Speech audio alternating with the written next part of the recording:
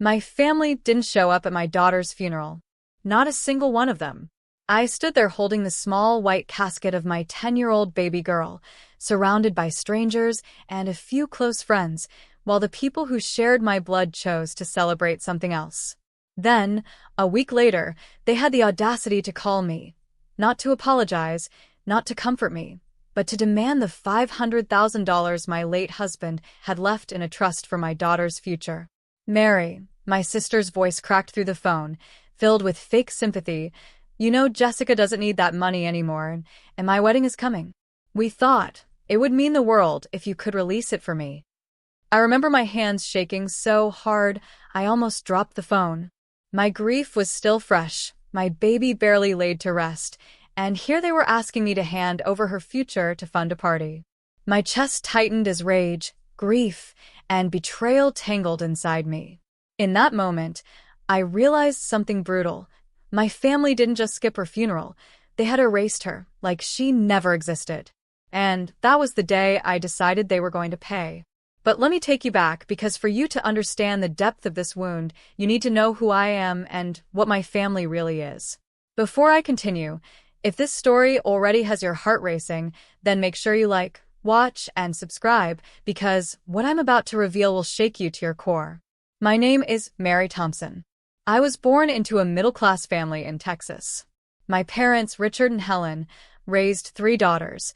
Me, the oldest, then my younger sister, Anna, and finally our baby sister, Jessica. I grew up carrying responsibilities, cooking, cleaning, making sure Anna and Jessica had their homework done, while my parents spoiled the 2 of them. Especially Anna. If Anna wanted something, she got it. A car at 16, a lavish sweet 16 party, college paid in full. When I needed money for books, I was told to get a job. When I got married young to David, my late husband, my parents acted like I was throwing my life away. But David was my rock. He loved me when nobody else did. He worked 2 jobs, saved every penny, and when our daughter, Lily, was born, he swore she would have a future untouched by the bitterness of my family. We built a quiet life together. David bought a small house, and even though it wasn't big, it was ours. Lily grew up in those 4 walls, painting the rooms with her laughter. She was my entire world. She had golden hair, a gap-toothed smile, and a heart so pure that she would save her lunch money to buy food for stray dogs. But tragedy doesn't knock. It barges in. David died in a car accident when Lily was just 7. He had planned ahead, though. He had life insurance, and in his will, he left $500,000 locked in a trust fund for Lily. That money wasn't mine, it was hers. I promised him on the day of his burial that I would guard it with my life. My family saw things differently. From the moment they learned about the trust, they treated me like I was sitting on a gold mine. Every phone call turned into subtle requests, every holiday dinner into arguments about how unfair it was that Lily had everything, while Anna was planning her future wedding with no financial help. I ignored them. My only concern was Lily. But then, God, even saying this hurts, Lily got sick. What started as a fever turned into weeks of hospital visits. Doctors whispered words like leukemia. My family visited once, took photos for social media, then vanished. They didn't call, didn't ask, didn't care. It was just me and Lily fighting for her life. And then one morning, her little body gave up. I remember the monitor going flat, the doctor's hand on my shoulder, and my scream tearing through the room. That scream has never left me. When I called my family about the funeral, my mother's words burned into me. Mary, Anna's wedding rehearsal is that weekend. It wouldn't be fair to shift everything for, for my daughter, for her granddaughter, for the sweetest child who ever lived. They didn't come. Not one of them. I stood alone at her grave, the wind cold against my face, and swore I would never forgive them. I thought that was the lowest point of my life. But I was wrong. Because a week later, Anna called to demand Lily's trust fund for her wedding dress, her venue, her honeymoon. That was the moment something inside me snapped. I looked at the phone in my hand, my mind spinning with grief and fury, and for the first time, revenge didn't just sound tempting, it sounded necessary. Because if my family could erase my daughter, I would erase the version of family they thought they had in me. And so, that night I began to plan. But what I planned wasn't just revenge. It was something far darker. Something that would make my family regret every choice they ever made. And it all started with a single phone call I made right after Anna hung up. After Anna hung up, I sat very still. The house felt too loud. The clock ticking, the heater humming, the pictures on the wall watching me like witnesses. I stared at the phone until my thumb ached. Then I dialed Marcus. Marcus and I had grown up on the same street. He was the kind of man who kept his promises and never laughed at a secret. He worked at a small law firm and knew how to read people and papers and loopholes like they were children's books. When he answered, I did not say hello. I told him plainly, I need help. My daughter died. My family wants her money for a wedding. I think they stole from her. Help me stop them. There was a long breath on the other end. Mary, slow down. Tell me what happened. I told him everything. About David's trust, about Lily getting sick, about the funeral they skipped, and the phone call asking for the money. Marcus did not gasp or cry with me. He was quiet in a different way, cold and steady. Bring me everything you have, he said. And don't talk to them again. Not until we look. That night, I dug out old files. I pulled out David's will, the trust papers, hospital bills, every email and text I had saved. It surprised me how many small things had built into proof. There were messages from Anna asking for help with wedding costs, receipts for large deposits, a Venmo transfer from my mother for gift support. Nothing concrete, but a trail. Marcus said that was a start. By morning, Marcus had 3 suggestions. First, freeze the trust. He warned me that I needed a formal legal step so they could not move the money. Second, hire a private investigator. He knew someone, Lila, who had worked magic finding things people thought were hidden. Third, prepare for battle. If they want to fight for that money, they will, he said. They'll use family ties and pity and lies. You need facts. I remember thinking how lonely facts can feel, how small they seem when wrapped in a blanket of grief. But facts don't feel. They don't cry. So I chose facts. Lila came that afternoon. She was smaller than I expected, with sharp eyes and nails painted black. She sat at my kitchen table like she was taking a test, and told me to breathe.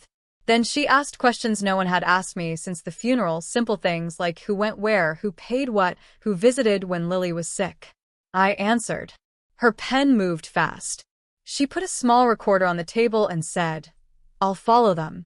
I'll find patterns. People who hide things make mistakes. She did not promise miracles. I liked her more for that. For 2 weeks I lived in a quiet panic. Lila sent messages that were short and precise.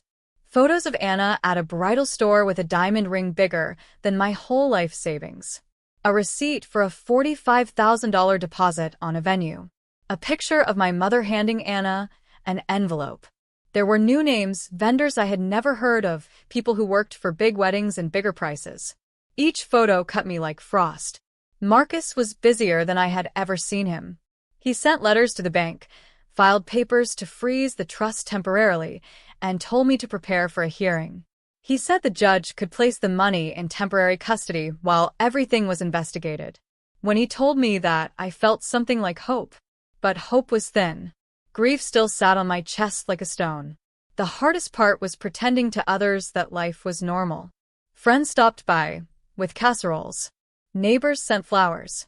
I smiled and signed thank you cards, all while my guts twisted. My mother visited once during this time. She put on a face that said she was sad for me, but her eyes were always on the clock. She spoke of Anna's wedding like she was planning a parade. I watched her count days on her calendar and tried not to vomit. Then everything moved faster than breathing. One morning, 2 men in suits came to my door. They did not introduce themselves as policemen. They said they were with the bank's fraud department. They showed badges and a court order from a judge, one Marcus had helped get. They wanted to ask me questions about the trust and about transactions. I told them everything I knew. I told them about the phone call from Anna asking for the money. I handed over the photos Lila had found. The men were professional and polite, but their eyes were tired. The day before Anna's rehearsal dinner, a woman from the district attorney's office called Marcus. She had read the file.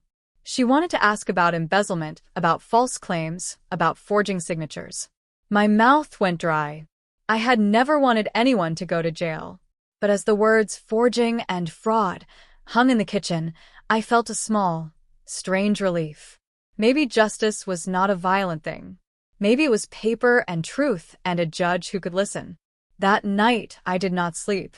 I sat at Lily's old desk and looked at her school drawings. One of them was of our family, David, me, Lily, and then two stick figures labeled Mom and Anna floating far from us. Lily had drawn a small heart over her own chest. I pressed my hand on the paper until the ink smeared. The next afternoon, I heard about the raid. Marcus called me, voice low. They moved faster than I thought. The DA thinks there's enough to arrest Anna and my mother on fraud charges. They're at the venue now, checking records, serving subpoenas. There may be arrests by tonight. My chest dropped. Tonight? At the rehearsal? Yes. I felt the world tilt. If Anna was arrested at her rehearsal, in front of friends and family, the shame would be like a storm. Part of me wanted that. Part of me wanted to hide. I told Marcus I would go to the venue. I told him I would stand outside, invisible, and watch what happened. Driving there felt like traveling through fog. The wedding hall was a big, pretty place with white drapes and twinkle lights. People in nice shoes and nicer smiles walked in, sipping champagne. I stood in the back, a plain black dress on, and felt like a ghost. Anna's bridesmaids flitted like butterflies. My mother was on her phone, smiling at someone on the screen. Then the press cars arrived. A camera pushed through the crowd. The DA walked inside with two officers, papers in hand. Gasps moved like a wave. The music stopped. Anna's face drained of color. I watched my mother's hand fly to her mouth. People pointed. Phones came up like 1,000 small suns. The officers began to speak loudly about subpoenas and fraud and illegal transfers. Anna's fiancé, Michael, stood up like a man caught in bright light. He started shouting that this was a mistake, that someone was lying. The room became chaos. Voices overlapping, women crying, men trying to quiet the scene. Then it happened. A sound that I will remember for the rest of my life. Someone screamed, and then there was a loud snap, like glass breaking, and a gunshot. For a second, everything went slow. The chandelier trembled. Anna fell to her knees. My mother screamed my name, but I could not move. People were screaming and running. The officers were shouting orders. Someone was on the floor, and red was spreading on the shiny tiles like spilled paint. I could not tell who had fallen. I could not tell if the bullet hit a bridesmaid, Michael, or one of the officers. My hands were numb. My heart pounded like a drum against my ribs. The air tasted of perfume and fear. Then the sirens arrived, wailing, close and urgent. I stood there in the middle of the chaos, the smell of blood and spilled champagne around me, and I realized with cold certainty that nothing could ever go back to how it was. And in that realization, a new kind of fear opened in me, one that was sharper than grief, fear for what my plans had set into motion. The crowd closed in. People pushed and yelled. The camera kept filming, capturing every face, every tear. Sirens grew louder. Police radios chattered. Someone knelt beside the fallen person and began to cry out a name. My phone buzzed in my pocket. Marcus, call me. The screen blurred. I wanted to run toward the person on the floor, to help, to do anything to stop the bleeding. But my legs would not move. The world contracted to the single, terrible sound that had changed everything. As I pressed my hand against my mouth, the people around me parted, and through them I saw Anna's face, pale and wet with tears, staring straight at me with a look that was not sorrow but accusation. I wanted to shout that I had done nothing, that this was not how it was supposed to end. But the words died. Outside, the sirens grew louder. Inside, someone was dying. The sound of the sirens grew louder, flooding into the wedding hall like a storm that couldn't be stopped. My body was frozen in place. My mind screamed, move, Mary, move, but my legs felt like they were nailed to the ground. All I could see was the red pool spreading wider across the shiny tiles, swallowing the twinkle light's reflection until it looked like a nightmare painting. Then I heard it. Anna's voice, shrill, broken, cutting through the chaos. She did this. She wanted this. It's her fault. Every head turned. Her finger was pointing straight at me. I gasped, taking a step back. What? My voice cracked. My throat was so dry it hurt to speak. But Anna didn't stop. She's been jealous her whole life. She couldn't stand my wedding happening after Lily's death, so she ruined it. She brought them here. Her words dripped with venom, and in that moment, I saw something new in my sister's eyes. It wasn't just anger. It was survival. She was trying to trade me for her freedom. The crowd believed her. I could see it in their faces. Murmurs rippled, people stared, and someone whispered, "That's the sister whose kid died, right?" Another voice. Maybe she snapped. The DA, standing with the officers, looked from Anna to me. The camera lights were still rolling, blinding, making my grief and terror look like guilt. Then, one of the officers called out, "We need a medic now." I turned and finally saw who was on the floor. Michael. Anna's fiancé lay bleeding, clutching his stomach, his eyes wide with shock. His tuxedo shirt was stained crimson. His hand reached up, trembling, toward Anna, but she didn't move to him. She stayed on her knees, pointing at me, her face twisted in desperation. "Arrest her," she screamed. The DA barked something I couldn't hear over the noise, but the officers didn't come for me. Not yet. They focused on Michael, on pressing cloth to his wound, on clearing people out. Paramedics pushed through the crowd, lifting him onto a stretcher. His groans echoed in the hall. In the madness, Marcus appeared at my side, gripping my arms so tight it hurt. "Don't say a word," he whispered harshly. His eyes were blazing, scanning the room. "They don't have proof against you. Do not let her bait you." "I didn't, Marcus, I didn't." I could barely breathe. "I know," he cut me off. "But right now, silence is your shield." The paramedics rushed Michael out, sirens wailing again as the ambulance doors slammed. Guests were crying, shouting, some filming, some leaving in disgust. My mother clung to Anna, glaring at me like I had personally put the gun in Michael's hand. But here's the thing, no one knew yet who fired that shot. No gun had been found. The DA's officers were whispering, checking corners, searching bags. The hall had turned into a crime scene, and I was standing in the middle of it. Then came the twist I wasn't ready for. Lila, the private investigator I had hired, slipped through the crowd, her black nails sharp against her phone as she pressed it into Marcus's hand. "Look," she said, voice low. "The cameras in the venue caught everything. The security feed is still active." Marcus glanced down, his jaw tightening. His eyes darted toward me, then back at the phone. "Mary, this doesn't look good." My stomach dropped. "What do you mean?" He turned the screen toward me, and for a moment, I couldn't process what I was seeing. The grainy footage showed the exact moment before the gunshot. My mother was handing Anna something small, her back to the crowd.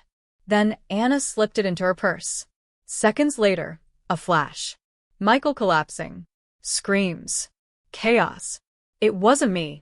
It wasn't even a stranger. It was them. My own mother and sister. My knees went weak. I felt like I would vomit. "We can't show this here," Marcus hissed, shoving the phone into his pocket. "If you call them out now, they'll bury the evidence before the DA gets a copy. We need to move smart. Quiet." But Anna wasn't done. She kept screaming my name, blaming me, calling me a murderer in front of everyone. Every second she spoke, her lies grew roots. And I knew, deep down, that if I stayed silent too long, the world would believe her. The officers began moving toward me, not with handcuffs yet, but with suspicion heavy in their steps. The DA herself stared at me like I was a puzzle piece that didn't fit, but might be forced to. "Mary Thompson," she said, her voice cold, echoing in the chaos. "We're going to need you to come with us." Gasps rippled through the hall. Phones shot up again, recording, spreading the story before the truth even had a chance to breathe. Marcus leaned in. We'll fight this. Just stay calm. But calm wasn't possible. My whole body was trembling. My heart slammed against my ribs. I could feel the eyes of everyone I had ever known burning into me. Neighbors, old friends, strangers online who would see this footage before the night was over. And as the officers closed in, I realized something terrible. If I went with them quietly, Anna would win. She would walk away with her lies intact, painting me as the villain while the real truth, caught on that tiny security feed, might never see the light of day. But if I fought, if I exposed her too soon without protection, I might lose everything. I had seconds to decide. Seconds to choose between silence and survival. And in that moment of frozen panic, I heard another sound, one that shattered the thin thread holding the room together. Another gunshot. This time louder, closer, and aimed directly at someone standing less than 3 feet from me. The second gunshot tore through the hall like lightning splitting the sky. People screamed, ducked under tables. Some even tripped over their heels as panic stampeded across the wedding venue. My ears rang so hard it felt like the whole world was vibrating. When the haze cleared, I saw him, an officer clutching his shoulder, blood soaking through his uniform. He collapsed onto the floor right beside me, his gun clattering out of reach. For a heartbeat, no one moved. Then the chaos exploded again. Guests scattered, the DA barked orders, and more officers swarmed the scene, shouting to secure the building. My chest felt like it would burst open. Another gunshot? Inside here? Marcus yanked me back against the wall, his body shielding mine. His voice was sharp and urgent. Mary, listen to me. This isn't random. Someone's setting you up. First Michael, now a cop? They're framing you for everything. I shook my head violently. No, Marcus, you saw the footage. It was them. Anna and Mom. His eyes narrowed, scanning the chaos. Which is exactly why they'll keep firing. Because if you look guilty enough, nobody's going to bother checking that footage. It hit me like a brick to the chest. Anna wasn't just throwing accusations, she was building a story. A story where I was the villain, the jealous sister, the grieving mother gone mad. And with every bullet fired, her story gained weight. The DA's eyes snapped to me. She shouted over the screaming crowd, "Secure her now." 2 officers broke toward me. Marcus stepped in front of them, flashing his law badge. "She's my client. You don't have evidence." But before he could finish, Anna's voice pierced through the smoke and fear. "Look, she has the gun." I froze. Every eye turned to me. My blood ran cold. There, just a few feet from where I stood, lay the officer's weapon, the one that had fallen when he went down. Close enough that anyone could believe I'd picked it up. Close enough that Anna's words dripped like poison into the air. "She's lying," I screamed, my voice raw. "It's not me. Look at her purse. Check her purse." But nobody moved toward Anna. All the suspicion was aimed at me. The officers closed in tighter. The crowd parted like water around a sinking ship. Marcus hissed in my ear. "If they cuff you now, Anna wins. We need that footage, and we need to get it into the DA's hands before your family destroys it." My knees shook. "So, what do I do?"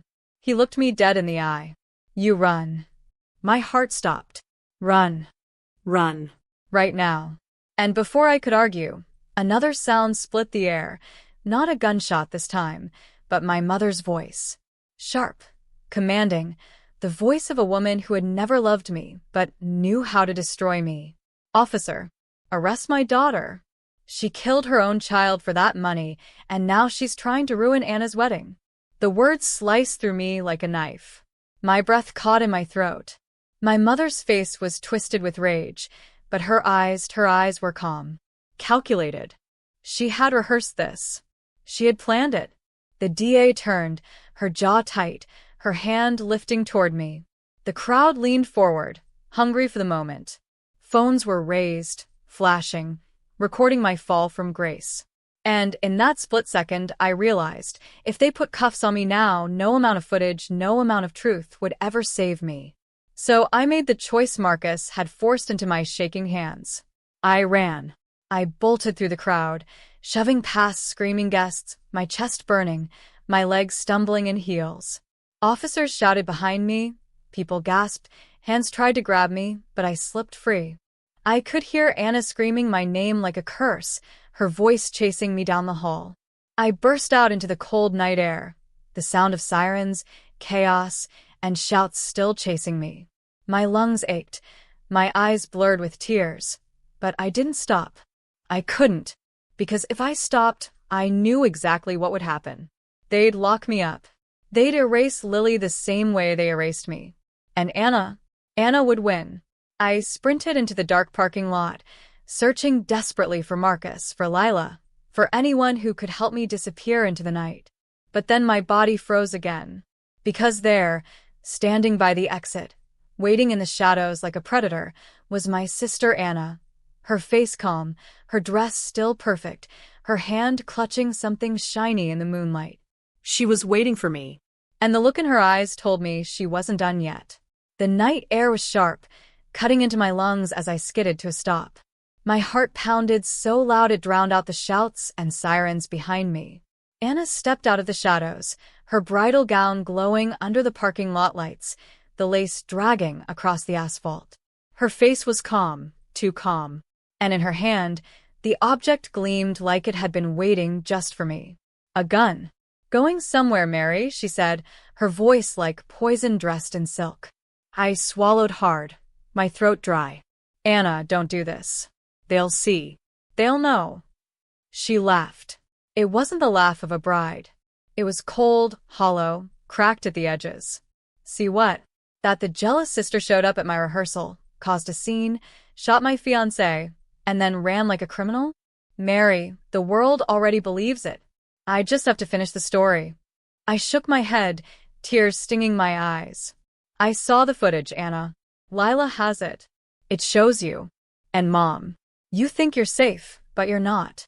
Her smile faltered for half a second, then returned sharper. "Then I'll take care of her too." My stomach dropped. She meant it. She was going to silence anyone who stood in her way. Footsteps echoed behind me.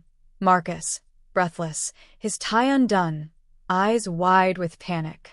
"Mary." He froze when he saw Anna. His gaze locked on the gun. "Anna, stop this. You don't want to do something you can't take back." Anna tilted her head, almost sweetly. "But I already have." She raised the gun. Marcus moved before I could. He lunged, knocking me sideways as the shot cracked. The sound echoed across the lot, deafening. I hit the ground hard, my palms scraping against the asphalt, and turned just in time to see Marcus stumble, clutching his side. Blood seeped through his shirt. "No!"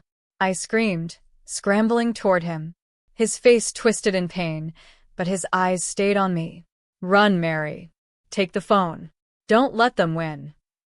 He pressed his phone into my hand, his grip trembling, his breath shallow. "The footage is backed up. Cloud Drive. Passwords Lily's birthday. Go." Tears blurred my vision as I clutched the phone. Marcus fell back, groaning, his blood pooling beneath him. My whole body shook. Rage and grief collided in my chest. Anna didn't flinch. She took a slow step closer, her gun steady, her veil slipping from her hair like it was part of some twisted performance. "Look at you," she sneered. "Always the martyr. Always the victim. It's pathetic. Nobody's going to save you this time, Mary. Not Marcus. Not the DA. Not your dead daughter." Her words cut deeper than any blade.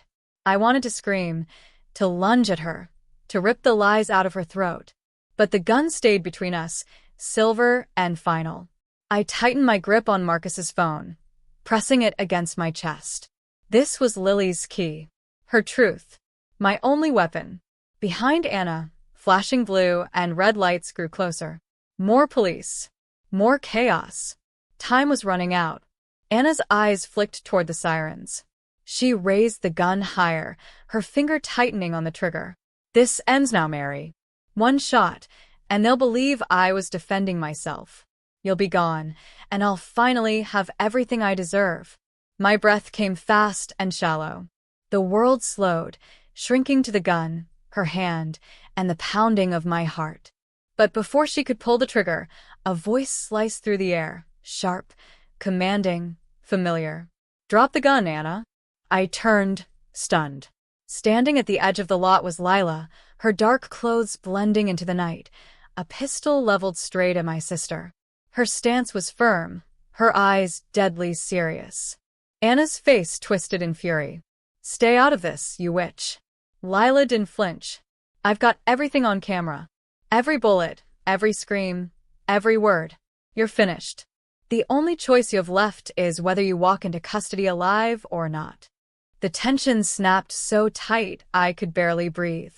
My sister's eyes darted between me, Marcus bleeding on the ground, the police lights closing in, and Lila's gun. Her hand trembled, her jaw clenched. And then, with a scream that split the night, Anna turned the gun. Not at me, not at Lila, but at the approaching police. The barrel flashed, and the world exploded into gunfire. The night split open with chaos. Sirens wailed, shouts pierced the air, and gunfire sparked like fireworks across the parking lot. Anna, still in her wedding gown, spun wildly, shooting at the police as if she could rewrite reality with every bullet.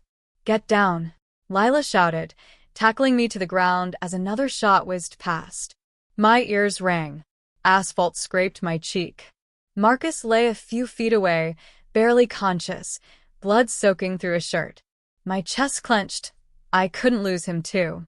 The cops returned fire, their voices booming. "Drop your weapon. Drop it now." But Anna only laughed, a sound more broken than human.